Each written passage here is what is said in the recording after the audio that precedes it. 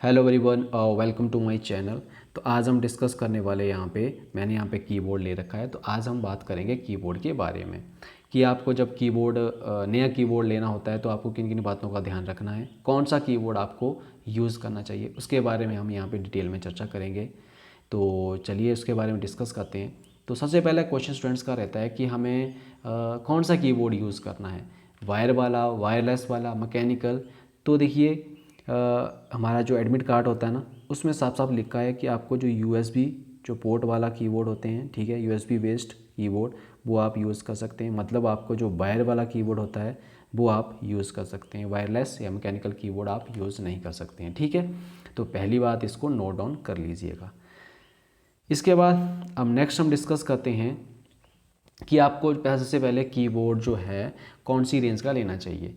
एक तो आपको मिल जाएंगे कीबोर्ड आपको 200 से लेके 200 से 300 की रेंज में, ठीक है।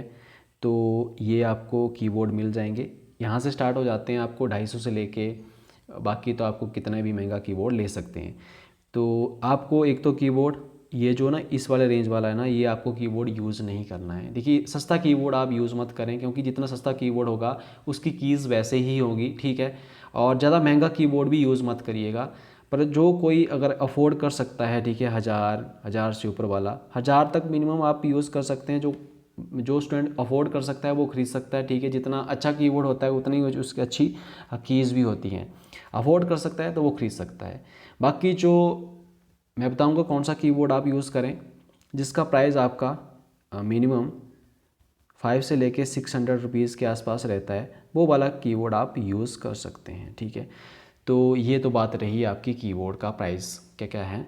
तो अब आप देखिए, जब आप कीबोर्ड शॉप में लेने जाओगे तो आपको किन किन बातों का ध्यान रखना है। दो ही बातें हैं, 2 या 3 बातें आपको ध्यान में रखनी है। सबसे पहले राइट हैंड साइड वाला, एक तो आपको उसी साइड आपकी बैक स्पेस होती है, बैक स्पेस एक ही कीज़ होती है।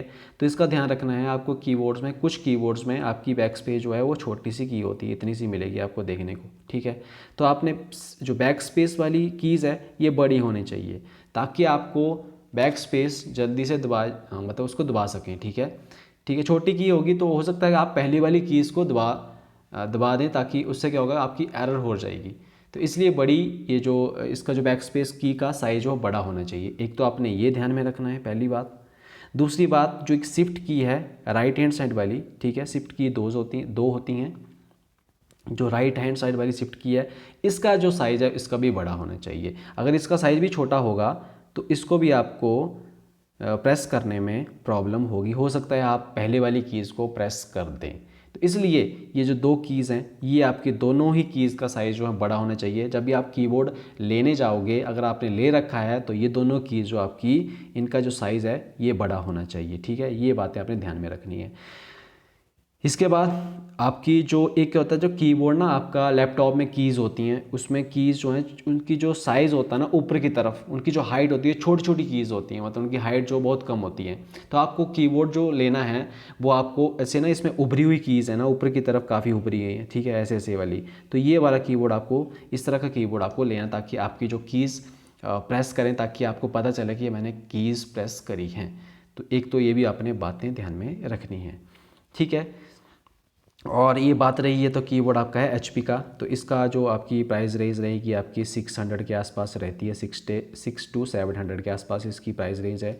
डेल का मैंने देखा था तो उसकी इसी रेंज वाला जो डेल का कीबोर्ड था आपका, उसमें कीज़ थोड़ी सी एक तो दूर थी, जैसे आपकी लैपटॉप में होती है, उसमें ये प्रॉब्लम होती है। उसमें दूर कीज़ होती है और की भी थोड़ी, उनकी जो हाइट होती है वो कम होती है।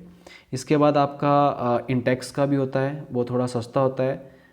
वो भी मैंने चेक करा था, उसमें दोनों कीज़ तो ठीक थी, बट उसमें थोड़ी सी वो सस्ता था तो उसमें कीज़ थोड़ी सी अच्छी नहीं थी। इसके बाद आपका एक लॉगिटेक का भी आता है, तो वो भी एक सही है। उसका भी रेंज आपकी आई थिंक यही रहती है, 6 to 700 के आसपास इसकी रेंज रहती है। बस आपको ध्यान में क्या रखना, जब भी आपने कीबोर्ड लेना तो ये दोनों कीज़ जो हैं, ये दोनों कीज़ का साइज़ जो है बड़ा होना चाहिए।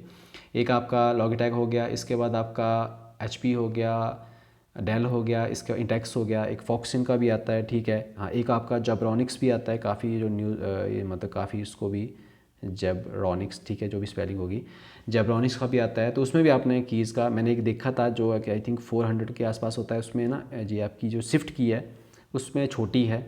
हो सकता है इसके जो प्राइस जो बड़े ज़्यादा प्राइस वाले में हो सकता है कि ये कीज़ आपको बड़ी मिल जाए, ठीक है। तो इन बातों का आपने ध्यान में रखना है। बाकी कीबोर्ड आपको एक अच्छा की जितना आपका अच्छा कीबोर्ड होगा उतनी ही कीज़ उसमें अच्छी होती है, ठीक है। आप जितना आप अफोर्ड कर सकते हो तो वह आप कीबोर्ड उसका यूज़ कर सकते हो। दूसरी बात, अगर आपने कीबोर्ड अपना नहीं ले जाना है तो वहाँ पे भी कीबोर्ड होते हैं, पर वहाँ पे क्या दिक्कत है कि वहाँ पे कीबोर्ड बेसिकली अच्छे ही होते हैं, बट क्या होता है कि वहाँ पे टाइपिंग टेस्ट होती रहती है, तो हो सकता है कि वहाँ पे जो कीज़ हो वो काफ़ी लाइट हो, तो आपको हो सकता है कि जब आप प्रेस करोगे उनको तो आपको एक कीज़ ही डबल बार दब जाए, तो ये प्रॉब्लम भी आ सकती है, ठीक है। तो अपना कीबोर्ड ले जाएं ताकि आपने उसमें प्रैक्टिस करी हो तो उसमें वो आपको काफ़ी मदद करेगा, ठीक है। तो गाइज़ यही था आज का टॉपिक, और आई होप आपको वीडियो जरूर पसंद आएगा। तो मिलते हैं नेक्स्ट में, तब तक के लिए बाय बाय, टेक केयर।